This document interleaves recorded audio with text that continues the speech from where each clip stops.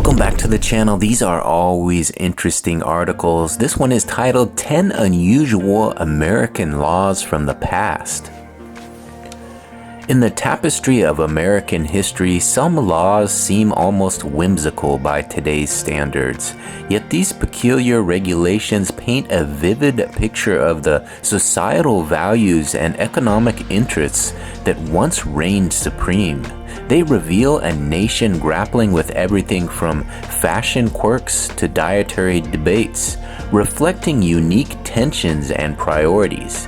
Delve into these legal oddities, each thread telling its own story about the diverse and evolving American landscape. First up are hats with a price, the strange tax. In the early 19th century, hats were more than a fashion statement. They held economic significance. England's tax on hats, adapted by some American regions, added intrigue to headwear. Certain states introduced these levies, aimed ostensibly at generating revenue, but also at controlling extravagant displays. This tax subtly molded social interactions, as donning a heavily taxed hat signaled wealth and influence, inadvertently creating class distinctions. It was a tangible reminder of how even the mundane could hold symbolic weight. Long before Prohibition famously took aim at alcohol, some regions focused their legislative ire on soda. Health concerns mingled with moral panics over youth behavior led to restrictions on bubbly sweetness in the early 20th century. These laws were grounded in fears of promoting idleness and gluttony, reflecting an era wrestling with its own modernization. Rather than curbing consumption, these measures sparked an underground soda culture where eager drinkers sought forbidden refreshment, echoing later clandestine speakeasies. Up next, pucker up, the kissing restrictions. In the late 1800s, certain American towns viewed public displays of affection with suspicion. Laws restricting kissing in public places emerged from a blend of Victorian sensibilities and public health concerns. These regulations attempted to enforce moral standards, yet they also reflected societal anxiety about evolving relationships and privacy boundaries. Even as love triumphed over legalities, these laws underscored the tension between personal freedom and societal expectation, capturing a nation in the throes of cultural transformation. Up next is butter or margarine, the regulation battle.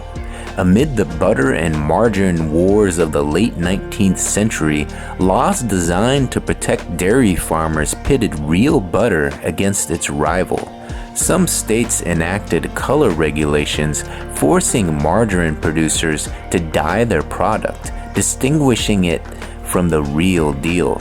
At the heart of this legislative battle were economic interests and notions of purity, protecting local farmers while impacting consumers' choices. The debate highlighted deeper issues of industrial progress versus tradition, embodying the complexities of America's burgeoning food industry. Up next are hair-raising laws on haircuts. In early colonial America, vanity wasn't just frowned upon, it could be illegal.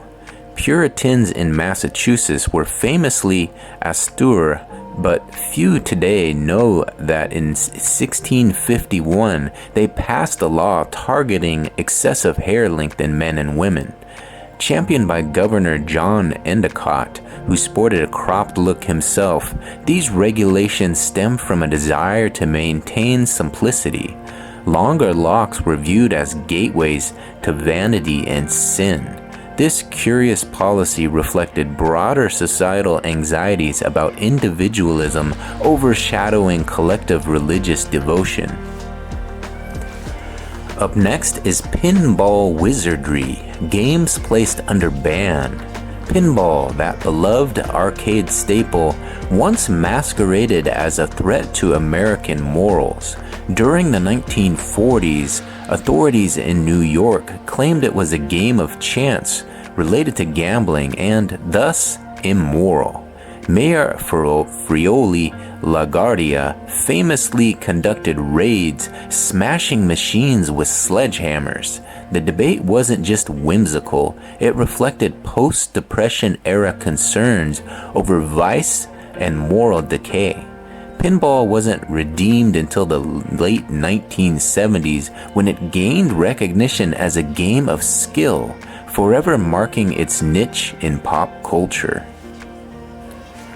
Up next is a peculiar tax on bachelorhood.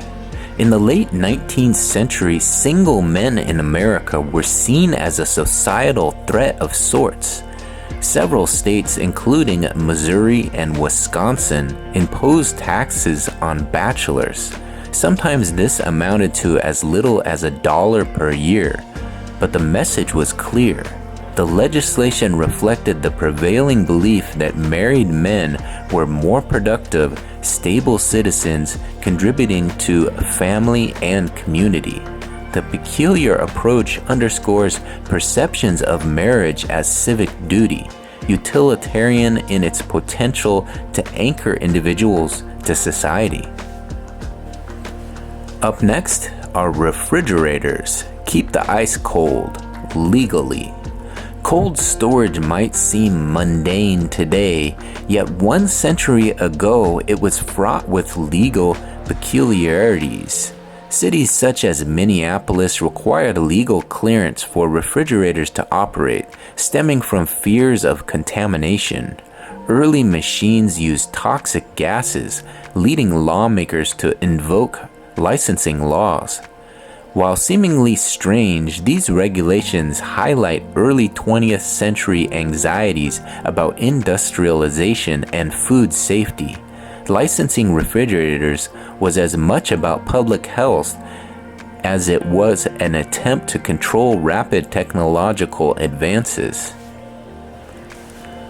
Up next are exposing the outlawed sleeveless tops. Fashion faced legal scrutiny in the early 20th century. In the 1920s, Sunbury, Pennsylvania, sleeveless tops were considered unbecoming, especially for women. Authorities banned these garments in public, claiming they were too revealing for the era's decency standards. Such laws often intersected with broader questions about gender norms and morality, showcasing societal attempts to regulate women's apparel choices. This strange fashion policing reflects broader cultural clashes over modernity and traditional values, echoing debates that persist today. And finally, we have dancing with the legal limits. In the early 1900s, dichotomies of tradition and modernity clashed in small-town America. Dance, that timeless expression of joy, faced peculiar restrictions. Take New York City, where the Cabaret Law of 1926 demanded establishments obtain a specific license for dancing. An emblematic response to jazz's wild rhythms and the era's unbridled nightlife. Small towns mirrored such laws, wary of jazz's subversive reputation. These restraints reveal a deeper societal struggle with evolving cultural freedoms, highlighting an era when rhythm itself became a potent symbol of resistance. Alright, there you have it, 10 unusual American laws from the past. Some very interesting stuff there, and not very easy to read that one. That was a difficult read. If you enjoyed this look at those 10 unusual American laws, please hit that like button, hit that big thumbs up like button, get these laws in front of a few more eyes, let people know about what they did in the past, right? So we can kind of learn from the past as we move forward into the future. Of course, if you enjoy these articles, I do them every day, hit that subscription button and join the adventure. When you subscribe, you'll be notified of all the videos. When you hit that big bell, you hit that notification bell, you'll be notified every time a new video drops. Keep you aware of all the latest videos going up to the channel. I thank you for watching this one to the very end. My name's Brian Kingsbury. We'll talk to you on the next one. Bye. Hey, don't forget to get in that comment section and leave me a comment. Let me know which one of these laws you think was the most unusual. For me, that pinball wizardry. Games placed under a ban, smashing pinball machines? That's crazy. But let me know what you think. I'd be interested to hear from you.